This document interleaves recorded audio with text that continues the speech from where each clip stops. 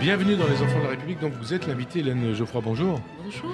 Alors né dans l'Oise, vous avez grandi en Guadeloupe, fait vos études supérieures à Paris, obtenu un doctorat en mécanique et physique à l'école polytechnique, c'était en 1996, avant d'intégrer comme enseignant-chercheur l'école nationale des travaux publics de l'État à Vaux-en-Velin, et puis aussi travaillé pour EDF sur le stockage des déchets nucléaires. Alors membre du Parti socialiste depuis 1995, vous êtes maire de Vaux-en-Velin depuis 2014. Élu député du Rhône en 2012, vous devenez secrétaire d'État chargé de la politique de la ville de François Hollande en 2016. Et depuis 2020, vous êtes l'opposante numéro 1 à Olivier Faure au PS et vous aspirez à devenir première secrétaire du Parti socialiste au Congrès de Marseille en janvier prochain. Alors pour parler de vous, Hélène Geoffroy, est-ce juste de dire que vous êtes un pur produit de la méritocratie républicaine ? Oui, je le crois vraiment. J'ai grandi, vous l'avez dit, en Guadeloupe, de parents fonctionnaires qui eux-mêmes avaient bénéficié de cette même promesse républicaine. Ce sont les seuls de leur famille à avoir fait des études. Et puis, aujourd'hui, évidemment, la conviction que notre pays permet aussi les réussites, même si elles ne sont pas si aisées que cela, et même s'il peut parfois exister des obstacles. Alors votre enfance en Guadeloupe, qu'est-ce que vous en retenez, Hélène Geoffroy ? Parce que ça a compté pour vous. Bien sûr, une enfance heureuse, tranquille, une enfance marquée aussi par une volonté de toujours beaucoup travailler. C'est ce que je crois que j'en retiens. Une enfance aussi marquée par une Guadeloupe traversée par un certain nombre de débats politiques. De débats et de difficultés. Et de difficultés, de débats politiques avec les mouvements indépendantistes à l'époque, des emprisonnements, enfin vraiment un pays en ébullition et en même temps une île marquée par une histoire douloureuse, celle de l'esclavage qui a des résonances encore aujourd'hui, mais qui a su regarder en face son histoire dans sa complexité et sa diversité finalement. Ça compte pour vous, ces racines guadeloupéennes, Hélène Geoffroy ? Moi, je pense que c'est très important d'être ancré, de savoir, de bien comprendre son histoire. Et je dois à la Guadeloupe d'avoir permis cela, c'est-à-dire d'un moment finalement d'une histoire un peu compliquée, d'avoir donné de la sérénité. C'est ce que j'ai gardé de mon enfance en Guadeloupe, c'est de savoir que j'étais née d'une histoire multiple et complexe, mais qu'elle me permettait aussi de me projeter en France, mon pays. Votre pays. Et alors, une question ? Vous avez croisé, vous avez subi, vous avez affronté le racisme ? Pas du racisme forcément, mais peut-être des regards et de préjugés. Quand je suis arrivée comme étudiante, on était en 1987. Aujourd'hui, en France, on connaît mieux, en métropole, en hexagone, on connaît mieux les Antilles, mais peut-être une image assez doudouiste, je dirais, à l'époque, pas tellement liée à la réalité. Et des imaginaires liés aux personnes venues des Outre-mer, et notamment... C'est-à-dire qu'on vous regardait de travers, quelque Ça part ? veut dire, non, c'est l'idée de se dire que nous serions tous des personnes indolentes, peu attachées au travail. Vous voyez, ces représentations... Des préjugés, quoi. Ces préjugés qu'on a et qui nécessitent parfois d'en faire plus. Quand on est une femme également, on est souvent obligé de prouver. Ça, je l'ai éprouvé. Ensuite, ce sont plutôt mes adversaires politiques dans des campagnes électorales qui parfois... ont plutôt dit, mais tu ne pourras pas être élu. Je me souviens de ma première campagne sur mon nom en 2004 pour des élections cantonales à Vaux-en-Velin, au cours desquelles les adversaires politiques avaient dit elle ne pourra pas gagner. Je les ai d'ailleurs gagné ces élections. Parce qu'elle est noire. Parce que les électeurs ne sont pas prêts, parce qu'elle est jeune, parce qu'elle est une femme, parce qu'elle est de l'adversité, tous ces sujets-là, disons, les électeurs ne sont pas prêts. Et les électeurs ont démontré le contraire, puisque j'ai largement gagné cette élection. Et vous êtes ancré depuis à Vaux-en-Velin. Ça a marqué votre vie, vos engagements, ce que vous avez vécu quelque part, ces préjugés. Ce qui m'a beaucoup marqué, ce qui a porté mes engagements, beaucoup, c'est la conviction, peut-être d'être très jeune, qu'il fallait lutter contre la question des inégalités, des injustices. C'est des combats que j'ai toujours voulu porter. J'ai été élevée dans un milieu dans lequel on considérait qu'il fallait s'engager, qu'on ne pouvait pas s'exonérer de la marche du monde. Et quand j'ai grandi et que je me suis rendu compte que nous étions finalement plusieurs amis à être partis de la Guadeloupe, des amis ensuite que j'ai rencontrés à la fac, puis des écoles, mais que tous nous n'arrivions pas à faire finalement les mêmes choses, qu'il y avait des déterminismes sociaux, des inquiétudes aussi pour l'avenir des grandes écoles qui reproduisaient aussi une forme d'élitisme que j'ai rencontrée Et j'ai trouvé Et finalement... vous avez démenti d'ailleurs ça. Oui, mais oui, c'est que Quand vous mon êtes arrivé à parcours... Polytechnique. Oui, que mon parcours a finalement pu permettre de démentir, mais j'ai vu aussi, et aujourd'hui les choses se resserrent, aujourd'hui de plus en plus on se rend compte qu'on est dans une reproduction sociale dans les grandes écoles, dans les grandes études, et que finalement c'est aussi contre ça qu'il faut lutter. Et ça a été un déterminant de mon engagement. Le deuxième, ça a été au moment où, à la fin de mes études, dans le cours donc, des années 90, où les jeunes étaient face à une grande incertitude liée à l'emploi. Le chômage commençait à toucher, y compris les étudiants. Le fait de se dire qu'on allait le plus loin possible n'était même plus un gage de trouver du travail. Plus impossible dans les études. Dans les études n'était pas un gage de trouver du travail. Et c'était finalement une injustice de se dire que le monde pouvait nous être fermé, qu'il y avait cette angoisse avant d'y rentrer. Et c'est cela a été aussi un des moteurs de mon engagement. Et puis l'un des moteurs de votre vie aussi, c'est peut-être aussi l'éducation de vos parents, la lecture, les études, l'effort, le respect. Oui, j'ai une mère prof de lettres, un père féru de philosophie, et j'ai grandi entourée de livres. Et j'ai grandi aussi convaincue que finalement, nous pouvions, au travers de ce que vous dites, de la littérature, la culture, trouver aussi les conditions de partage et de pouvoir finalement faire sa place. Ça a été aussi, avec l'éducation, beaucoup d'adhésion à la question du travail. J'en parlais dans mes premiers propos. Et la conviction aussi que dans notre pays, dans notre République, il fallait pouvoir, pour trouver sa place, être en capacité aussi de vivre cette liberté, égalité, fraternité de la République. Alors, qu'est-ce qui a fait que vous avez choisi d'étudier la physique, de faire de la recherche et de travailler dans le nucléaire? D'abord, une envie très jeune, que j'ai eue très jeune, d'être, figurez-vous, astronaute. Ah oui. Très jeune, j'ai rêvé de travailler à la NASA, d'aller sur la Lune. D'aller sur la Lune, d'être astrophysicienne, parce que j'étais fascinée par l'idée qu'il existe d'autres univers, comme beaucoup d'enfants, et que surtout j'avais envie de comprendre les mécanismes du monde, comment finalement pouvaient s'enchaîner les phénomènes naturels, comment pouvaient les avions voler. Enfin, c'est des sujets qui m'ont passionnée dès mon plus jeune âge. Donc là, c'était les années... un peu après les années Apollo, quoi. Oui, une envie de me dire que nous pouvions repousser les frontières de notre compréhension de l'univers visible et invisible, mais qu'aussi nous pouvions améliorer la qualité de vie par la science et la recherche. C'était ma deuxième conviction. Je suis une femme attachée aux questions de progrès.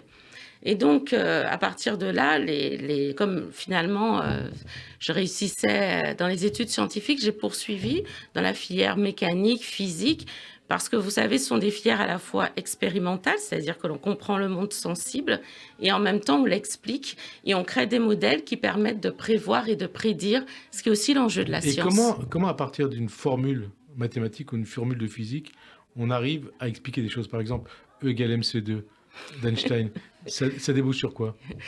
Ça débouche sur le fait qu'à un moment, la formule d'Einstein, ou tout ce que nous faisons, c'est-à-dire considérer un moment que un objet finalement est lancé, il chute avec les forces de gravité, c'est ça la mécanique, c'est dire la relativité avec Einstein, c'est être en capacité, à mon avis, de pouvoir, pour l'humanité, être en capacité de se transcender aussi. Vous savez, l'un de nos objets a toujours été, et c'est pour ça aussi l'une des raisons de mon engagement politique, c'est de dire à un moment comment le monde tel qu'il nous est donné, nous sommes en capacité de le changer, de le modifier, de peser, y compris pour améliorer le quotidien. Et c'est ça finalement, ces formules, elles ne sont pas simplement ésotériques, elles sont là pour transformer la vie de tous les jours. Elles débouchent sur la transformation de la vie de tous les jours, sur ce que nous sommes en train de faire maintenant, de la radio par exemple. C'est aussi la somme de connaissances accumulées ici, mais ce qui est de la beauté de la science, c'est qu'elle a aussi un caractère universel. Et elle permet Elle doit avoir un caractère universel, mais certains dénient ce caractère universel. Elle a un caractère universel, je le maintiens, et elle permet à des hommes et des femmes du monde entier de se parler et de communiquer avec une langue qui est commune. Et ça aussi, dans des temps aujourd'hui de repli et d'obscurantisme, ça me semble essentiel. D'ailleurs, c'est comme la culture. Hein. Tout à fait. Mais c'est une culture aussi, la science. Hein, et on le relie souvent, les mathématiques, à la musique, au monde sensible, au monde de l'art. Au langage aussi. Hein. Au langage, et qui est aussi aussi une science. Et vous voyez, c'est ce qui aussi a traversé les siècles, et c'est cette envie de savoir et de comprendre que j'ai gardé intacte. Ah, vous avez gardé intact, vous avez travaillé dans le nucléaire pour EDF.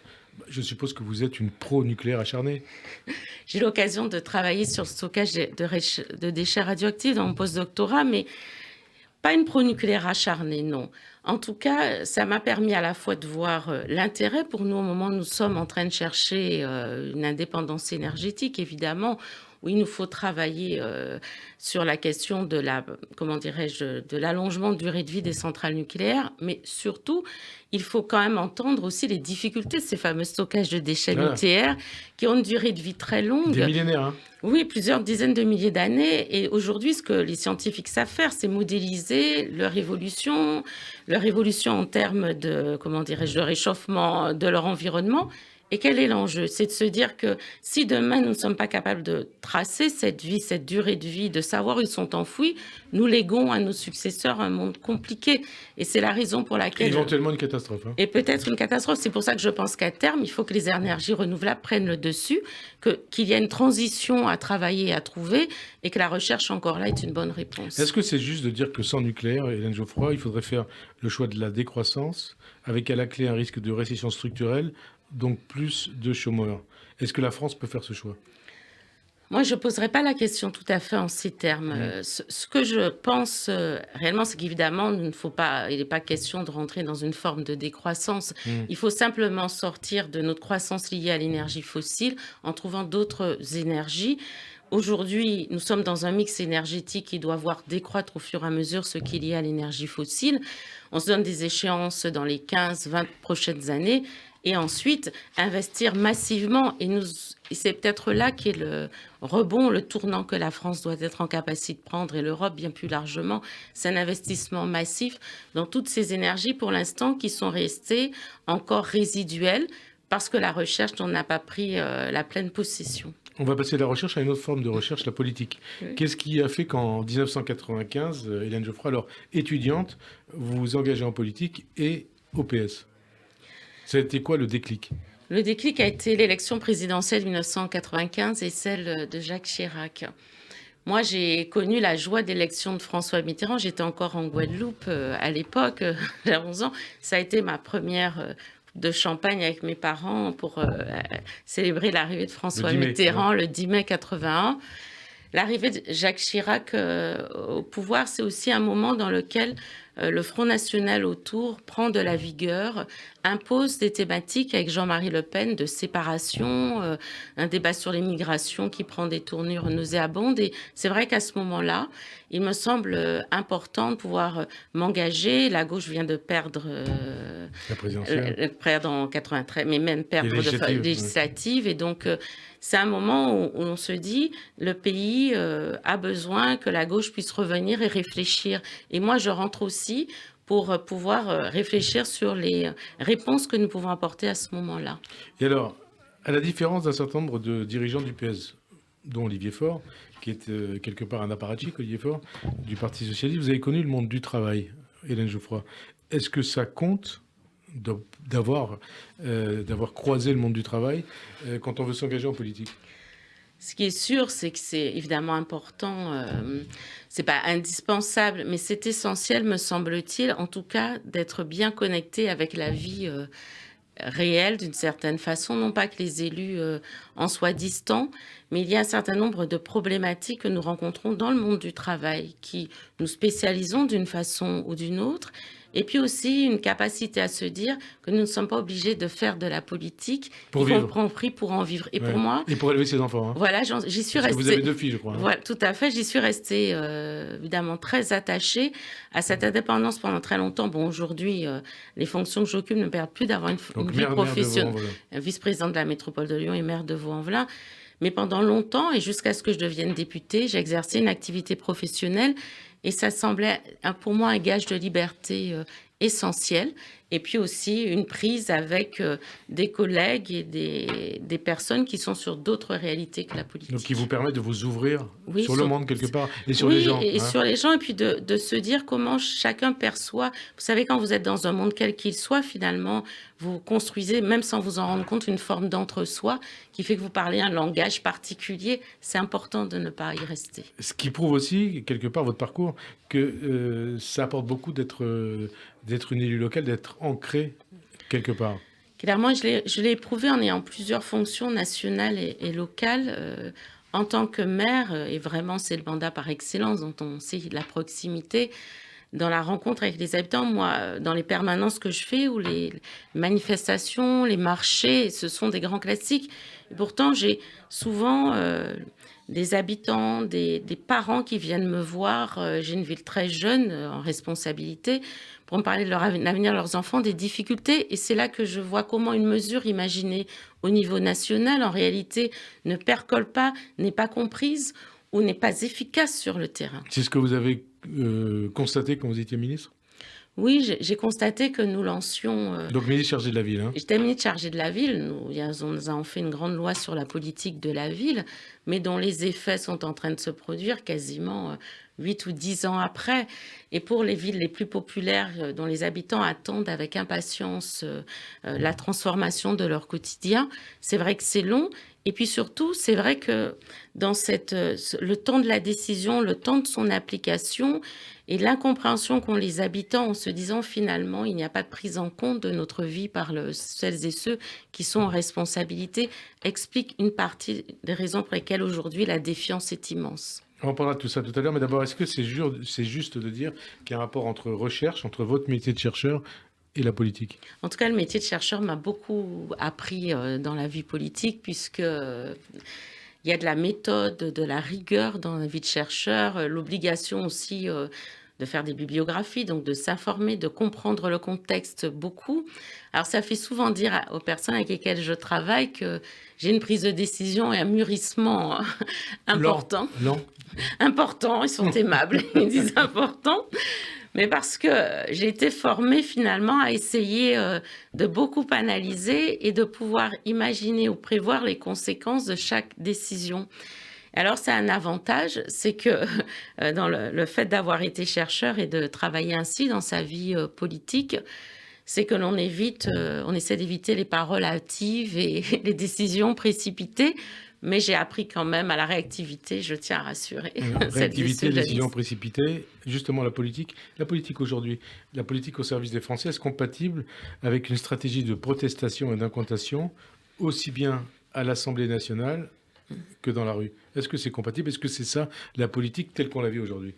En tout cas, c'est celle qui apparaît, c'est-à-dire au moment où les partis politiques sont affaiblis. Ce sont d'ailleurs... Et là, je vous parle notamment et beaucoup de la NUPES. Hein. Oui. Là, un moment, mais les partis politiques, en réalité, se sont affaiblis. Si l'on regarde les candidats qui sont arrivés en tête à l'élection présidentielle, ils sont en réalité à la tête, finalement, de mouvements construits autour d'une personne qui entraîne derrière. Et ce qui manque aujourd'hui, c'est des partis politiques, alors, et c'est pas de la nostalgie, parce que je pense qu'ils contribuent à structurer un débat, des partis qui soient capables, dans la société, de construire du débat et de faire émerger des propositions.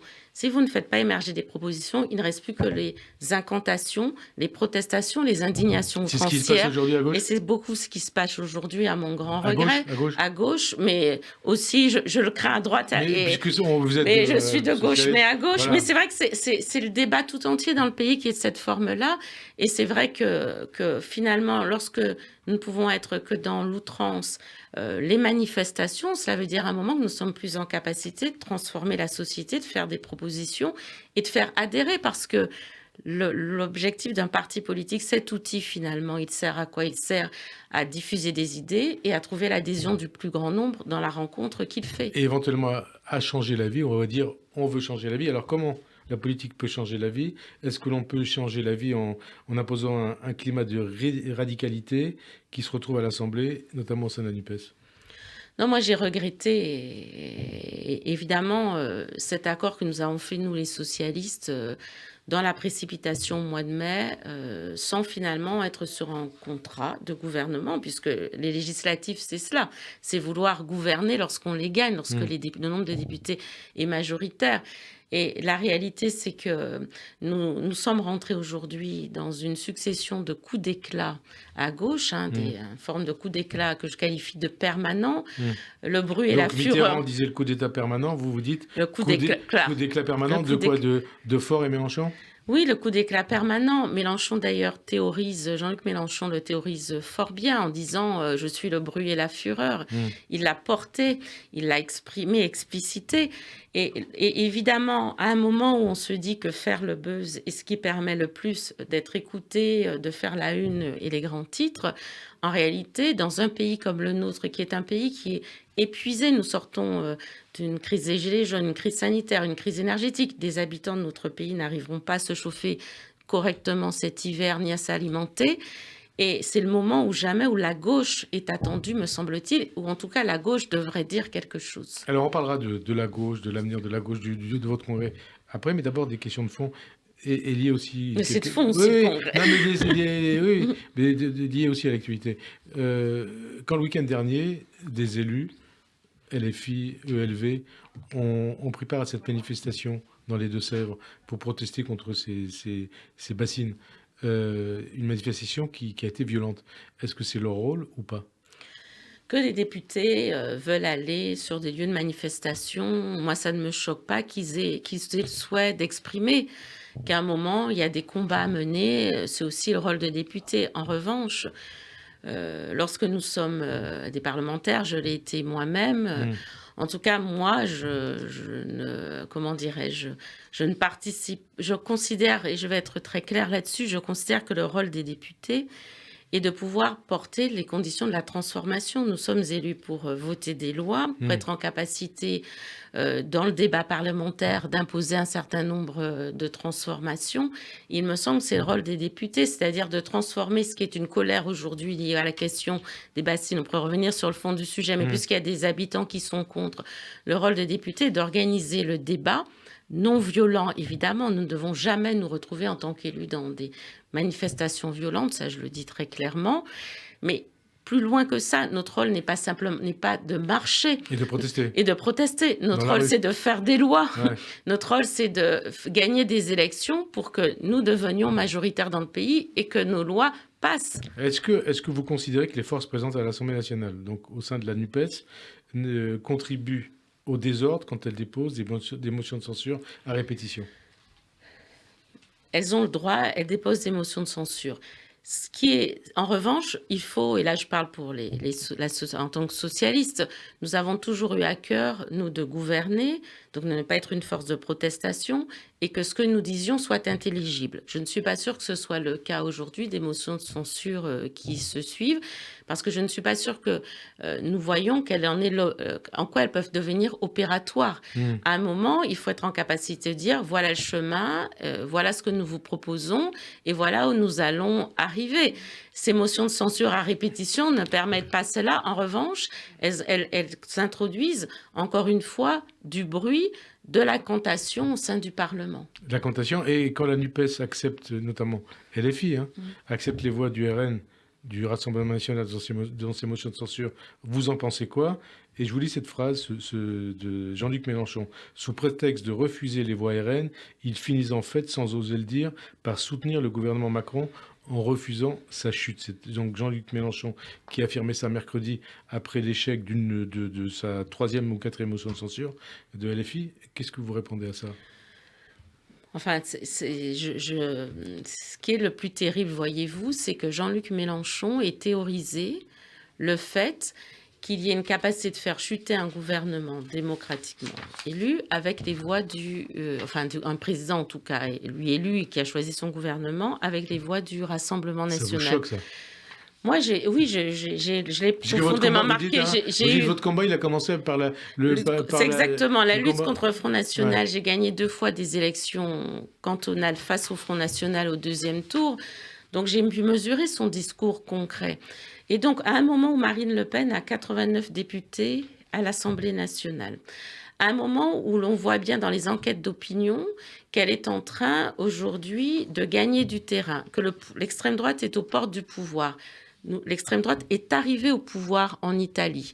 Nous voyons dans Et les dans d'autres pays, pays européens. on voit la Suède en proie à ces questions-là. Et aujourd'hui, la question, le barrage, la digue étanche qui existait avec le FN, aujourd'hui, on considère que ça n'a pas d'importance, que les voix se mêlent. Et c'est Mélenchon qui est en train de faire tomber oui, cette qu'il fait digue. tomber en disant... La digue, la digue. La digue, parce que qu'ils disent que le FN... moi, je n'accuse pas Mélenchon ni LFI d'être comme le FN. Je ne fais pas de signe égal entre les deux. Je fais très attention à cela. Mais... En revanche, théoriser qu'avec les voix du FN, on fait tomber un gouvernement, ça veut dire qu'on considère que le RN est rentré de nouveau dans le jeu républicain et que c'est un parti... pas un parti républicain. Et c'est pas un parti comme les autres, en tout cas. Moi, je considère toujours que ce n'est pas un parti comme les autres et que les valeurs qu'il porte, en tout cas, les principes qu'il porte sont incompatibles avec nos valeurs. Et quand le Parti socialiste, au départ, même s'il a changé depuis, il a évolué depuis, a voté la même motion de censure. Ça vous a... Moi, je me suis indignée et je l'ai exprimé très fortement, y compris, nous l'avons exprimé avec plusieurs dans les instances du Parti socialiste, pour dire que nous avions pourtant toujours été très clairs. La force du Parti socialiste, c'est que jamais, il n'a pu être soupçonné, et il faut que cela reste, de la moindre approche, collusion, principe, enfin en tout cas acceptation des voix du FN. Dans toutes les collectivités que nous gérons... Aujourd'hui, c'est plus le cas ? En tout cas, dans toutes les collectivités que nous gérons, je vais finir mon explication, dans toutes les collectivités que nous gérons, chaque fois, mes collègues élus, et nous l'avons vu en Rhône-Alpes, qui a été une terre où le FN a failli gérer la région, chaque fois, les élus ont fait en sorte que les voix du FN ne se mêlent pas aux leurs sur les textes. Nous savons le faire, nous avons la pratique pour le faire, parce que pour nous, c'est un principe simple. Mes camarades de PACA, depuis 2 fois de suite, n'ont pas pu être élus aux élections régionales. Nos listes se sont retirées. Donc, c'est ça la force du Parti socialiste. Et comment vous expliquez ce qui se passe aujourd'hui ? Eh ben moi, c'est simplement... Alors, mes camarades socialistes, je sais, sont toujours farouchement opposés au FN. Je ne leur fais pas ce procès-là. En revanche, c'est le piège de la NUP. C'est la constitution de la NUP. Alors, parlez-nous de ce piège de la NUP. Le piège de la NUP est en train de se refermer. Comme nous sommes... Ça veut dire quoi qu'il est en train de se refermer ? Ça veut dire que nous sommes en train de devenir quasiment une filiale. Nous nous effaçons, nous disparaissons dans LFI et dans la façon qu'a LFI de voir la vie politique et en tout cas de mener l'action publique. Et est-ce que le PS et Olivier Faure jouent un jeu de trouble dans cette histoire ? Olivier Faure, en tout cas, moi je l'ai dit dès le dernier congrès, et la direction nationale... on conduit une stratégie d'effacement et de disparition du Parti phagocytés par la socialiste. Je pense que c'est une stratégie qu'ils ont menée, considérant, parce qu'ils n'ont plus cru en nous-mêmes, en la force que peut représenter une gauche qui gouverne. Ils ont donc fait le choix finalement de faire une alliance qui n'a pas été une alliance sur un projet ou un contrat de gouvernement comme je disais précédemment, mais qui a été une inféodation en réalité, un reniement au mois de mai. Et ça empire puisque nous voilà pris au piège d'une motion de censure dont on voit bien que Jean-Luc Mélenchon la théorise avec ses lieutenants, là où le Parti socialiste d'un coup se dit effrayé, mais ce n'est pas ce que nous voulions.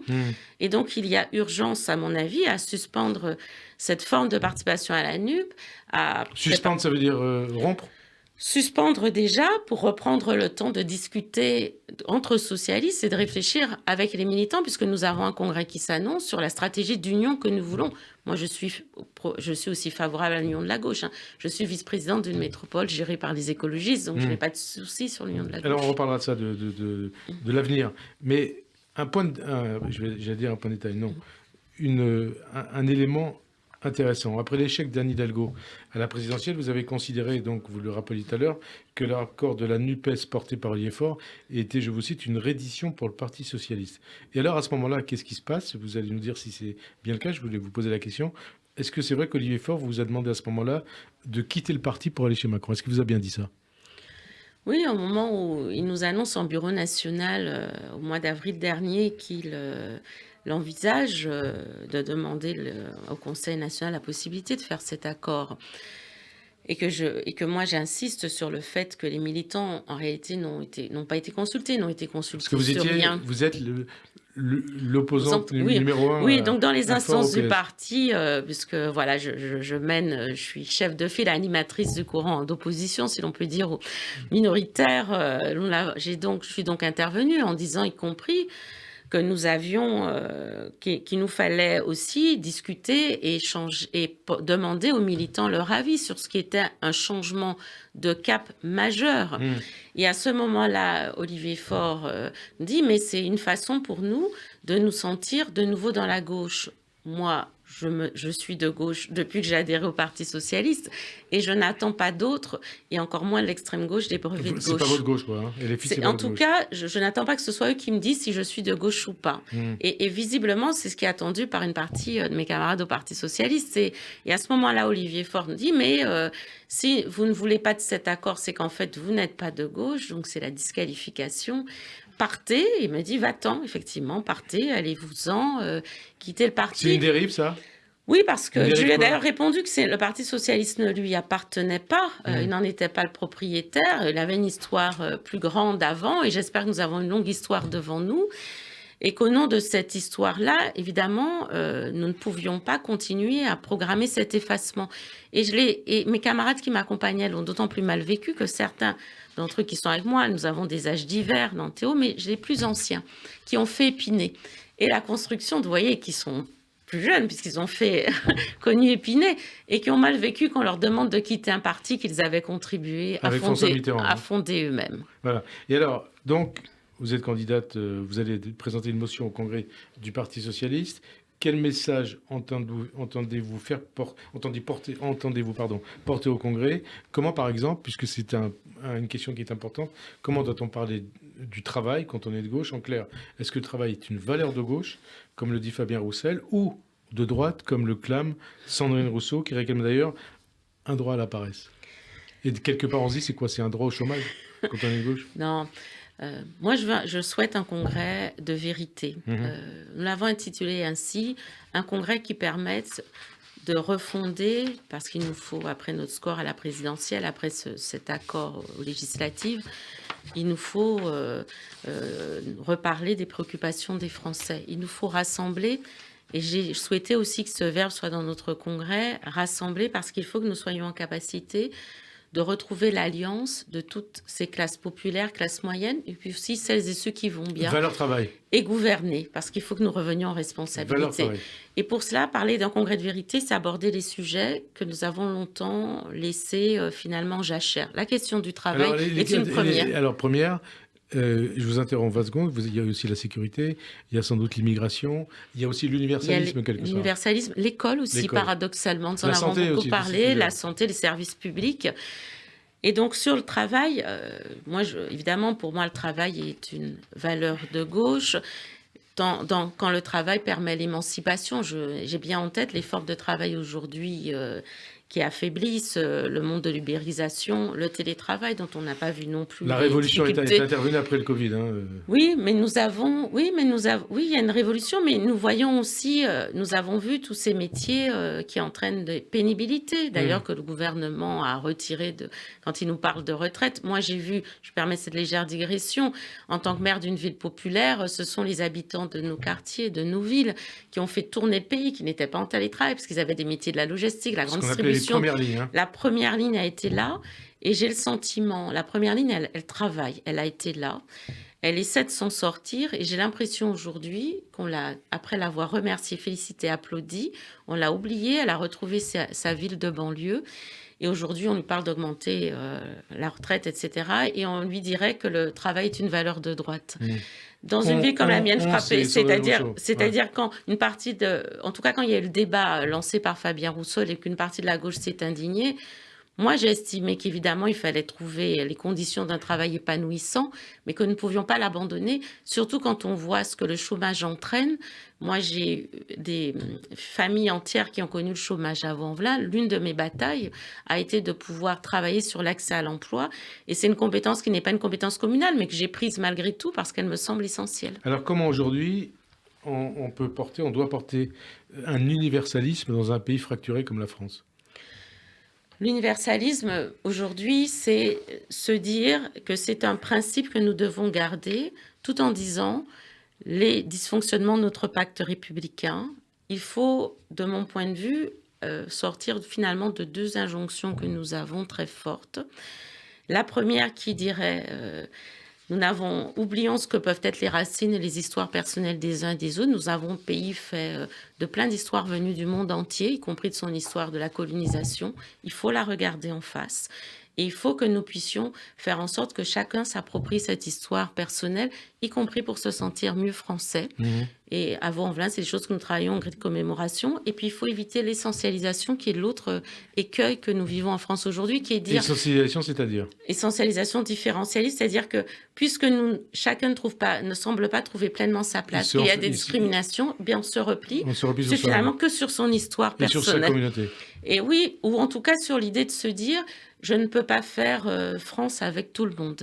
Et donc ça, c'est l'enjeu. Et le Parti socialiste, et en tout cas les socialistes, et dans le Congrès, je veux le porter, c'est la conviction que nous pouvons, en disant les mots, en disant les histoires, en disant, je le répète vraiment, les zones d'ombre, en disant la réalité des discriminations, être en capacité de dire aussi le chemin, parce que quand je parle de zone d'ombre, je parle ni de repentance, de culpabilisation, mais il faut dire les choses. Dans notre histoire, il y a beaucoup de pans qui ont été trop longtemps occultés. Mais quand on le fait... vous pensez à quoi, à quel point? Quand on voit bien encore on le voyait encore récemment avec la commémoration des accords d'Évian et de la fin de la guerre d'Algérie, qui a structuré beaucoup de notre actualité, qui a des résonances aujourd'hui avec l'actualité. 60 ans, oui, 60 ans d'histoire. Les questions liées à colonisation, décolonisation en France, les questions liées à la Seconde Guerre mondiale et avec le génocide, etc. Donc toutes là, ces questions-là, la Shoah, nous avons, oui, tout à fait, avec tous ces sujets-là, finalement, tous ces bouts d'histoire ont fait que chacun s'est approprié un pan de l'histoire de France, n'a pas regardé les autres. Et aujourd'hui, quand par exemple, moi je travaille sur la question de la mémoire à Vaux-en-Velin, j'insiste beaucoup pour qu'on fasse mémoire commune, c'est-à-dire qu'au fil des commémorations, chacun ne se dise pas « je suis spécialisé dans l'une », parce qu'elle concerne mes ancêtres et mon histoire personnelle, et c'est important, donc ça, il faut le fortifier, mais il faut aussi le partager, et après, ça fait la France. Alors justement, quand vous êtes arrivée, vous étiez étudiante, SOS Racisme a commencé à exister. Et SOS Racisme, c'est un mouvement antiraciste qui mêlait Français de toutes origines, juifs, arabes, athées, ainsi de suite. Aujourd'hui, ça n'existe plus, ce genre de rassemblement. Qu'est-ce qui s'est passé? Il y a eu... Oui et non, je ne partage pas tout à fait votre grille. Je vais vous préciser la question. Je ne précise pas tout à fait votre grille. Vous êtes maire d'une ville donc, de la banlieue lyonnaise, Vaux-en-Velin, avec l'apparition depuis, je ne dis pas dans votre ville, mais en tout cas l'apparition depuis le début des années 2000 d'un nouvel antisémitisme provenant notamment en partie, je ne dis pas de tous, mais en partie, des jeunes issus d'immigration, souvent, trop souvent, obnubilés par la haine d'Israël. Comment vous vivez cela? Moi, je ne vais pas poser la question, et en tout cas, le constat de la même façon que vous. Y compris parce que je porte dans ma ville, je porte depuis plusieurs années maintenant un plan de lutte contre le racisme, l'antisémitisme et la discrimination, et qui s'appelle... En lien avec la LICRA, d'ailleurs. Et qui s'appelle ainsi, porté en lien avec la LICRA, les collectivités, d'autres collectivités locales, le Défenseur des Droits, mais plus important que tout, avec les habitants de la ville. Parce que ce dont je me suis rendu compte, vous parlez de SOS Racisme, de la LICRA, il y a le RAP, etc., c'est que ces grandes associations de lutte, tout à fait, de lutte contre le racisme et l'antisémitisme, en réalité, sont présentes dans les centres-villes plus aisés, mais avaient quitté nos quartiers populaires et nos villes de banlieue. Et lorsque j'ai recommencé à travailler avec la LICRA, j'ai eu une première interpellation me disant, d'adversaires à l'époque politique, disant est-ce que ça va susciter finalement des frictions Pas du tout. Il voulait dire friction entre juifs et arabes, quoi. C'est ça que ça veut dire. Entre les habitants de façon large et tout, y compris. Et cette question, j'ai dit finalement, c'est méconnaître les habitants de nos quartiers populaires. Et aujourd'hui, pour essayer de ne pas être trop longue sur cette question-là, ce qui est sûr, il ne s'agit pas de nouvelles formes de racisme ou d'antisémitisme. En revanche, ce dont il s'agit aujourd'hui, c'est de pouvoir travailler sur toutes ces questions dans des espaces qui le permettent et qui font aujourd'hui, que je vous inviterai à venir à Vaux-en-Velin sur les colloques que nous faisons, vous avez jeunes et anciens et habitants qui sont capables de vous parler de toutes les histoires de façon apaisée Et nous avons créé un festival Arta Sacra à Vaux-en-Velin qui permet de parler des arts sacrés, de ce qui unit les civilisations, à tel point que nous faisons de la calligraphie hébraïque, chinoise et arabe Donc de façon mêlée. Alors, il nous reste 6-7 minutes, il y a beaucoup de questions. Quand des candidats de LFI, en l'occurrence, Daniel Simonet et Daniel Obono font leur campagne législative, donc c'était en juin dernier, avec le soutien de Jérémy Corbyn, accusé de complaisance avec l'antisémitisme en Grande-Bretagne. Est-ce le signe que LFI a tourné le dos aux valeurs de la gauche et aux valeurs républicaines ? Ce qui est sûr en tout cas, c'est qu'il y a une tentation qui pourrait exister, y compris à gauche, de se dire surfons sur les représentations des uns et des autres. C'est pour ça que vous avez vu à votre question précédente, j'ai répondu avec tant de force. Parce qu'on va absolument enfermer les habitants des quartiers populaires dans la conviction qu'ils seraient les uns contre les autres. Et ça, le 11, c'est LFI ? C'est aussi c'est l'extrême droite. Oui. D'abord. Il y a un axe extrême droite, extrême gauche ? Non, c'est pas comme ça. Il y a l'extrême droite d'abord qui leur nie le fait d'être français. Et puis LFI qui se dit, comme nous avons une partie de la jeunesse qui s'interroge sur ce qu'elle est, sur d'où elle vient, sur sa capacité à être en France bien, et bien qui se dit, je vais séparer, je vais faire des clientèles. C'est ça l'essentialisme. C'est l'essentialisme. Et il y a une tentation d'une partie de la gauche sur ce sujet-là que l'on doit combattre au nom de l'universalisme. Ne faisons pas des combats séparés. On avance, on arrive à la fin de cette émission, le Congrès. Il y a les idées, le projet des uns et des autres et les acteurs politiques. C'est Bernard Cazeneuve qui a dit qu'Olivier Faure était le toutou de Mélenchon. Est-ce que vous faites le même constat ? Très rapidement. En tout cas, on s'est inscrit dans la ligne de Mélenchon très clairement. Toutou ou pas ? Alors, c'est un mot un peu dur, oui, mais en tout cas... Vous dites quoi, vous ? Toutou de Mélenchon ou pas ? En tout cas, moi, je dis que nous sommes avec une direction, et Olivier Faure, elle est fisée aujourd'hui. Elle est fisée. La préparation du Congrès se déroule-t-elle dans des conditions démocratiques ?